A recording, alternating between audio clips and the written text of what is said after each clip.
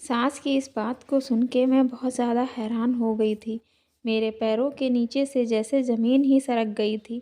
मैं फटाफट अपनी सास को डॉक्टर के पास लेकर गई। डॉक्टर से चेकअप करवाया, तब डॉक्टर ने मुझे चेकअप करके बताया।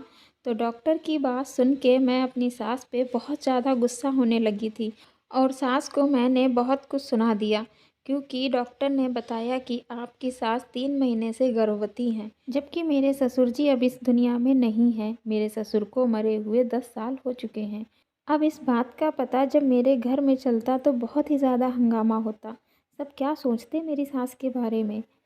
हेलो दोस्तों, मेरा नाम आशा है और यह कहानी जो आप सुन रहे हैं वह एक सास के ऊपर बहुत ही इमोशनल कहानी है, जिसमें आपको पता चलेगा कि अगर बच्चों पर मुसीबत आती है तो उसकी माँ कैसे फ़ैसले ले लेती है। ऐसा ही एक फ़ैसला मेरी सास ने ले लिया। इसके बारे में मुझे पता भी नहीं था। मैं 2-3 दिन से अपनी सास को उल्टियाँ करते हुए देख रही थी। पहले तो मुझे लगा कि वैसे ही बदहज़मी की वजह से मेरी सास को उल्टियाँ आ रही हैं, लेकिन फिर मुझे कुछ शक हुआ, इसलिए मैं अपनी सास को ज़बरदस्ती डॉक्टर के पास लेकर गई, जबकि मेरी सास डॉक्टर के पास जाने से मना कर रही थी।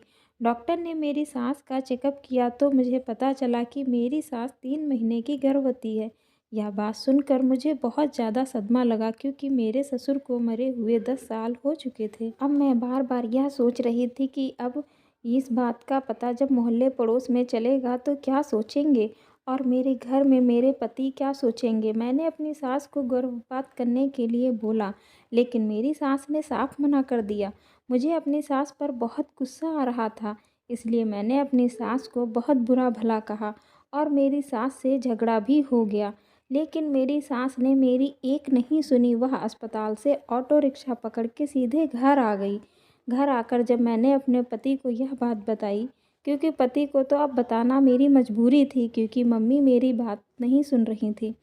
मेरे पति को भी मेरी सास पर बहुत गुस्सा आ रहा था।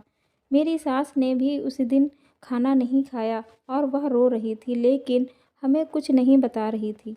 उसके दूसरे ही दिन हमारे घर के सामने एक 4 पहिए की बड़ी गाड़ी आकर खड़ी होती है, जिसमें 2 दाम्पत्य निकलते हैं और वह हमारी सास के बारे में पूछने लगते हैं।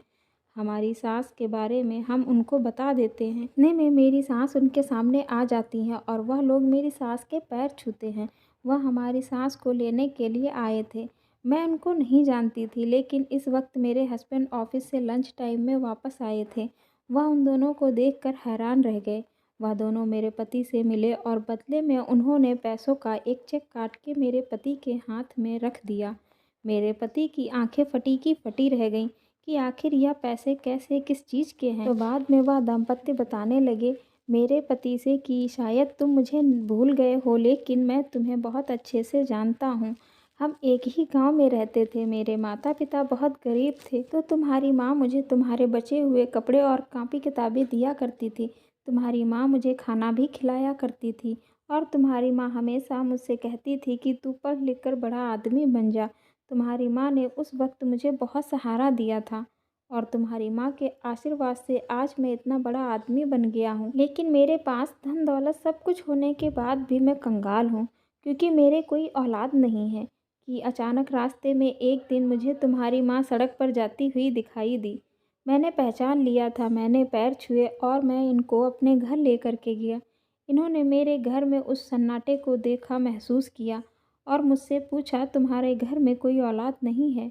मैंने बताया नहीं, हमारे कोई औलाद नहीं है। हमने बहुत इलाज कराया, सब कुछ कर लिया, लेकिन कोई फ़ायदा नहीं हुआ। अब हम एक सरोगेसी मदर ढूंढ रहे हैं ताकि हमारे घर में भी खुशियाँ आ सके, लेकिन अभी मुझे कोई ऐसा मेंबर नहीं मिल रहा है। मुझे कितना भी पैसा लगे, मुझे उसकी परवाह नहीं है। बस किसी तरह से मेरे घर में एक औलाद हो जाए।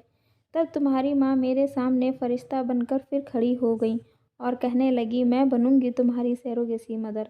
मैंने माता से कहा कि आप इस उम्र में माँ बनोगी तो दुनिया आप पर बहुत ताने मारेगी, इसलिए मैं चाहता हूँ कि आप 9 महीने तक हमारे साथ ही रहना। तो माता इस बात के लिए तैयार हो गई थी और मैंने ही मना किया था कि आप इस बारे में किसी को नहीं बताना। तभी तुम्हारी माँ ने मुझे तुम्हारी स्थिति के बारे में बताया था। तो यह चेक हमारी तरफ से तुम्हारे लिए भेंट है। वैसे तो मैं तुम्हारा कर्जमंद हूँ, तुम्हारी माँ की मुझ पर बहुत एहसान है, यह एक आखिरी एहसान जो मैं मरते दम तक नहीं चुका सकता, लेकिन मेरी तरफ से यह कुछ पैसों की भेंट ले लो ताकि मैं अपने आप को कुछ हल्का महसूस कर सकूं। और अब मुझे माता को ले जाने की इजाज़त दे दो। आज से माता मेरे साथ ही रहेंगी मेरे घर पर, और तुम उनकी कोई भी चिंता मत करना, उनको मैं वह रानी बना करके रखूँगा। यह सब कुछ सुनकर मेरे पति की आंखों में आंसू आने लगे और वह अपनी माँ के पैरों में गिर के माफ़ी मांगने लगे। मेरी सास ने मेरे पति को सीने से लगा करके बहुत ही दुआएं दी। मेरे पति की आंखों में आंसू नहीं रुक रहे थे। मैं भी अपनी गलतियों की क्षमा मांगने के लिए अपनी सास के पैरों में गिर पड़ी।